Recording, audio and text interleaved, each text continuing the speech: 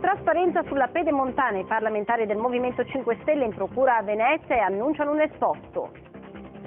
Grandi opere in Veneto nel mirino del Movimento 5 Stelle. Una delegazione di parlamentari ha incontrato il procuratore capo di Venezia Luigi Del Pino chiedendo l'intervento della magistratura per ottenere gli atti relativi alla costruzione e ai contratti di project financing della Pedemontana veneta. Milva Andriolli.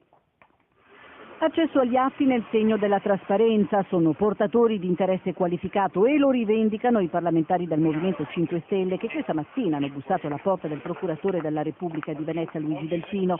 Sulla Pedemontana veneta, 100 km d'asfalto da Montecchio Maggiore a Spresiano, una superstrada a pagamento in project financing, loro vogliono vederci chiaro. Di mezzo soldi pubblici che mettono lo Stato e la Regione Veneto. Ma a nulla sono valse finora, lamentano i 5 Stelle, le interrogazioni al ministro Lupi e le richieste al commissario straordinario Vernizzi. A questo punto, dice il movimento di Grillo, non ci resta che la magistratura.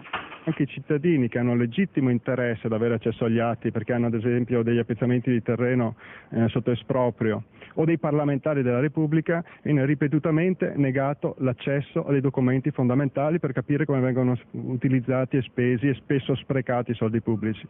Un tête-à-tête cordiale di qua i 6 parlamentari, di là il procuratore Del Pino, che ha impartito loro una rapida lezione di giurisprudenza. Per configurare il reato di omissioni dati d'ufficio serve una diffida formale che ancora manca.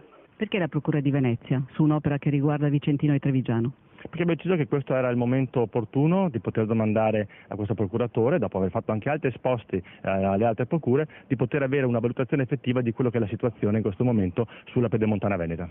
Il tour veneziano dei 5 Stelle poi proseguito fino a Veneto Strade, dove non hanno trovato il commissario straordinario, appuntamento rinviato a lunedì prossimo. Vernizzi, da noi raggiunto al telefono, ha spiegato: ci sono documenti sulla Pedemontana che io non posso fornire, diniego legittimo, me lo vietano una sentenza del TAR del Consiglio di Stato. Intanto il Movimento 5 Stelle allarga le maglie sulle altre grandi opere, Mose in primis. Risposta del procuratore Del Pino: l'inchiesta va avanti.